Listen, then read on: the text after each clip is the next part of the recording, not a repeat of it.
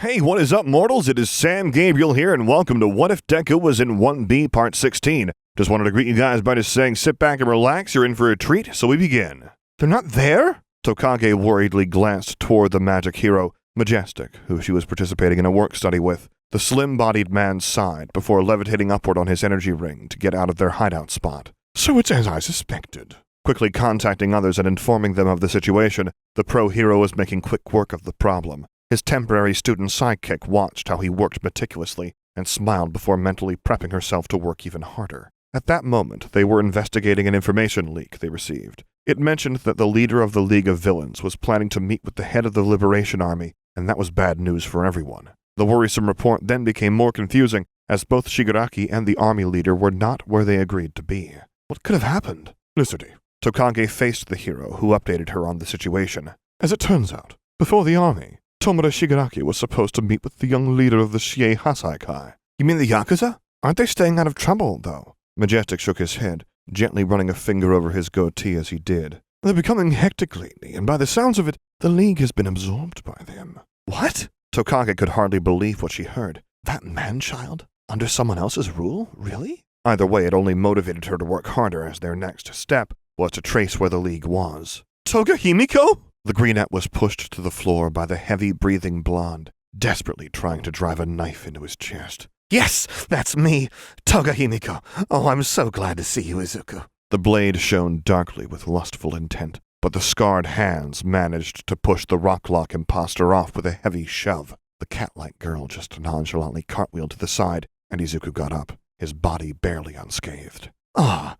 and here I thought we could carry on from last time. Izuku glared at her, but she only grinned back, golden eyes locked onto his body. So the heroes are here, huh? What do you want? Toga casually took a step back as she looked the greenette up and down. Help. I didn't think the League of Villains would support Mary Yakuza. Sir Night-Eye looked at the unconscious Rappa and blabbering twice. That Yakuza's useless. None of your business. We didn't want to do this either. It made little to no sense, and with the urgency of the situation, Night-Eye quickly pulled out his personally made high-density seals. My mask! With a controlled flick of his wrists, the pro-hero shot the finger weapons and tore Twice's mask as a warning. Get him! Before Night-Eye could order his men to capture the League member, the man suddenly started to shake frantically before a wall lifted between them, cutting their contact. Anyway, we need to locate Midoriya and Rocklock. Find a way to break down that wall. My mask. This is bad. Bad! Landing on the floor in a whimpering heap, Twice grabbed at the tattered material and started to mumble into the depths of his unstable mind. I'm gonna split. Oh, right! I'm gonna tear apart. No, you won't. I need to wrap it up. There. Toga wrapped her pink handkerchief around the contradicting man and smiled. Her two elongated, sharp canine teeth were somehow showing a pitying and kind smile to the man before her. Once you're wrapped, you become one, right? Toga. Izuku watched the scene from a distance in confusion as his thoughts ran in circles. Why are the League here? Why is she doing this? What does she need help with? The blonde girl sat on the floor and turned her back to the greenette. She was making it blatantly obvious she didn't want him to come any closer, and was holding that judgment on trust. Not trust built from being on the same page, but trust that they were enemies. We're doing all this to help them, too. Those organized crime guys are meanies. They're being forced? But Izuku was confused because the League was an illegal organization and would most likely turn the legal Yakuza into wanted criminals by associating with them. Although I guess they only have a few members left since we arrested a lot. The forest green eyes continued to observe the two League members, who suddenly started to insult the Shiei Hasaikai. This is why the Yakuza are dying out! They really are useless. So they haven't cooperated. Then both Toga and Twice were looking upward as they continued to insult the Yakuza, and the greenette quietly made his way around the wall. He wanted to see what they saw without being caught. There must be a reason for this. So sad. This group is helpless. I see. The wall fluctuated as a hidden Yakuza suddenly let out a blood-curdling scream. It was now impossible to miss the death-lusting eyes that almost drooled out his intention. Crush and kill them all! Smash! Izuku didn't hesitate as he rocketed himself upward and dragged the Yakuza out of his hiding spot. Roughly throwing him to the floor and kicking the man's stomach to knock him, the greenette huffed at the dazed member. Thank you, Izuku. Toga grinned as she and Twice headed toward a broken structure. My opinion of you really had changed. I really do like you. The walls slightly moved back to normal as the Yakuza fell unconscious, golden eyes settled on the greenette who had listened to her despite being the enemy and slowly exhaled. She found it somewhat amusing that her opponent was willing to help her. Then again, we did have the same target this time. Sticking a tongue out at the immobile man, she let out a satisfied smile. We never wanted to be under Overjerk's watch anyway. The lips then dramatically curved upward into a more Cheshire cat grin, as Toga intoxicatingly blushed before waving at Izuku. So get rid of these meanies for us, okay? I'll come play with you next time. Look out! The wall burst open as Ryukyu headbutted it down. Since she had wrapped up the villain above so quickly with her work-study students, they could come down to aid the fight. Kodai stepped forward to shrink the debris as Yanagi levitated the now light blocks of dirt away. Sir Night-Eye and Eraserhead ran onto the scene, and Izuku quickly explained the situation. The now conscious real Rocklock confirmed his story, and the 1A homeroom teacher contemplated whether to take Izuku out of the fight or not. After all, he was a target previously, and the fact that Toga had helped him made it more suspicious. However, he decided to go with his instincts, who said the incident was a fluke and let the boy stay in the fight. The greenette beamed briefly before his eyes slanted with a serious glare. There was now one and only one concern on his mind. I will definitely. Leaving Rocklock with the police and having everyone else run after the ever-accelerating Izuku, the greenette burst through the wall, his glowing eyes fixed onto the scene before him. An angry Overhaul, with his hands to the floor, had his face covered in hives. A disheveled Mirio, who was on his last ounce of strength, and last of all, Eri. The greenette glared at Chisaki as his body bolted forward. The clenched fist was tightly wound back and rushed to make heavy contact with its target. Save her! The sound of flesh to cracked floor echoed out as quirk-erasing eyes set their glare to the fallen Yakuza. Night-Eye, secure those who need treatment! All Might's former sidekick instantly recognized the other unconscious Yakuza present before the foreseeing eyes landed on his pupil. Lemillion was on his last legs but still protecting the young child who sat behind him. Mirio! Pulling his student and the child into a hug, he whispered words of encouragement and relief. It's fine now. You're amazing, Mirio. Overhaul desperately slammed the grounds to no avail as his quirk refused to work, and the greenette quickly analyzed the situation. Aizawa ran forward to attack the still man when, Get up! Get up! Chrono! A strip as sharp as the edge of a knife blasted forward, and the underground hero managed to dodge, but just barely. Even though it was barely a scratch, Aizawa felt his movements immediately falter. A lorry-sized bolt came hurtling down and crashed near the temporarily quirkless Yakuza. Debris rushed into the air as Ryukyu flew people to safety. Izuku ran forward and managed to land another hit to the leader's body. The sound of something cracking, followed by a thud, accompanied the quickly retreating greenette as Eraser blinked. It took a second before the floor erupted. Gargantuan spikes protruded from the ground, and Deku let out a small yell of pain. He and the 10th-ranking hero were the only ones caught in the attack, but Ryukyu had received more damage. Her side had been pierced with the attempt to save her wings as she clenched the blood-soaked hero suit. It only got worse when Overhaul's underling landed nearby the leader, and the man grumbled to himself. He pulled a small box out and counted the 4 bullets before pocketing the item once more. A hive-covered hand grabbed his follower's face, and the sound of cracking glass splintered the air. A large plume of excess energy erupted from Overhaul as black and purple lightning discharge broke out. The human-shaped figure in the dust cloud distorted as an arm tore through the back before the second followed. The 6-limbed monstrosity clambered forward like an unruly animal before locking his bloodlusting eyes on his target. Give it back. Eraser and many other heroes lay there unable to move as the Chrono used his quirk to slow down their perception of time. The pros were moving slower than a snail's pace because of it, leaving Izuku to stare at the creature. He destroyed himself and his underling, and then fused them together? The Viridian eyes noticed that not only had his opponent become more powerful, the injuries previously sustained had also disappeared. That's just too bad, hero. If you don't give back what's mine, then it's not just Lemillion's quirk being gone for good. Wait, no, Mirio? Night-Eye tightened his hug to the blonde boy, and Annie started to tear up. The corner of her eyes glistened with tears that couldn't fall. Overhaul glared at the kid who stood between him and his target. Now you will all die! The inhuman man crashed forward, tearing through the rocks as he readied to grab at Annie. However, a rock was thrown in his direction, which shattered as Overhaul disintegrated the inanimate object to nothing but shards. You! Another boulder came crashing forward as Izuku aimed them in his enemy's direction, and once again, the process repeated. I still can't read his movements? Here! A rain of car-sized bolts came crashing down as Izuku jumped out of the way. He glanced up to see that Ryukyu had transformed with his two classmates on her back. The two girls were working together as Sir Night-Eye ran forward and instructed Izuku to retreat. With no hesitation, the greenette ran off. "Mirio-senpai! Addy, let's get out of here!" He kicked down the wall and showed the way as the injured student hobbled over the debris. Addy's hands were coated with blood as she horrifyingly looked down at them, and the tears gently flowed. "I'm sorry." "Night-Eye!" The 10th hero's yell caused the trio to turn around, and time seemed to slow down. Like a shock of lightning traveling up their veins, the children witnessed the sight of Sir's lower body being crushed by a boulder. There was a spike through the pro's arm, which halted the foreseeing hero enough to be caught under the fire of his own side. It was a stomach-clenching sight, and anger pulsed almost violently through Izuku's body. "Smash!" Overhaul dodged the blow, but the leader's eyes widened at the sudden dramatic change in power. Was he holding back? The green lightning cracked threateningly around Izuku's body as he struggled to control the output. Power was making the air itself pulse like a heartbeat as it flowed to every cell of the greenette's body. "I can move." Muscles tense and legs bent, Izuku stood in a fighting stance. My whole body feels numb, with his teeth grit and fists clenched, the glowing viridian pupils locked on target. "But I can move." "One for all." The quirk once again pulsated through his body, and the discharge heavily lashed out as Izuku faced Overhaul.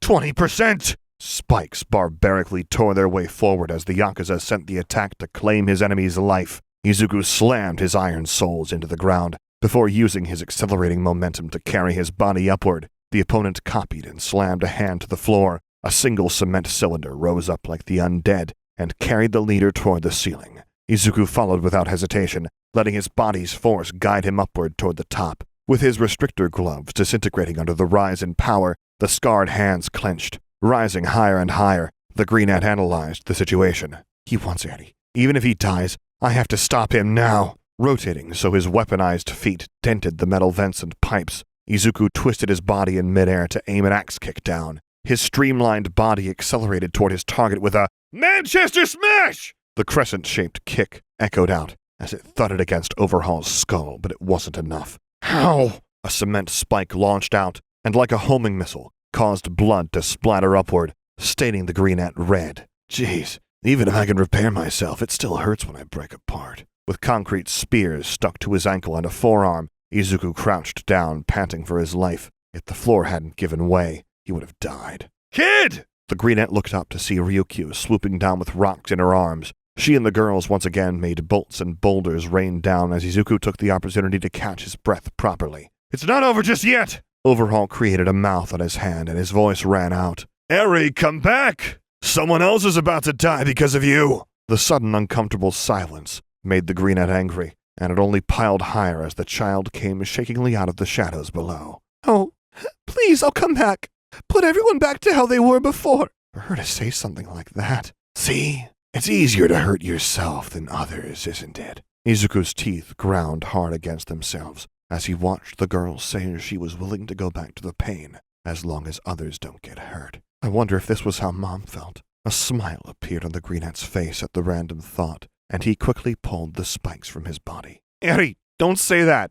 Whether you like it or not, I'm going to save you." He grinned down from where he was on the platform at the child as he got into a fighting stance. "No one's going to die on my watch." Charging forward, Izuku let out a battle cry as he ran. At that second, the dragoon hero, Ryukyu, came crashing in feet first and knocked the Yakuza to the floor. Yanagi picked up Eri as Kodai went for Night-Eye, using her quirk to shrink the concrete boulder that crushed the man waist down. "Get out of my way!" The greenette watched in horror as the 10th hero's left leg completely erupted from her body, but he didn't think about it. "Stop him." Sir Night-Eye held a hand out toward the accelerating child and whispered so that only Eri could hear. "Both he and I are going to die." "Why?" Tears pooled out of Eri's ruby-red eyes as she turns to look at the first year throwing himself at his opponent. "One touch and he's going to die." Time seemed to slow down as Izuku's outstretched hand was about to make contact with Overhaul's body. "Stop." At the same time, the Yakuza leader's hand was mere millimeters away from the greenette's back. "Please." The two viciously glared at each other, and Eri stood up. "I don't want to kill anyone." "Stop!" Her shriek caught Overhaul's attention for a single second, But it was more than enough time as Izuku kicked his iron soul into the floor. His body twisted like a drill as he landed the punch and rotated into a roundhouse kick.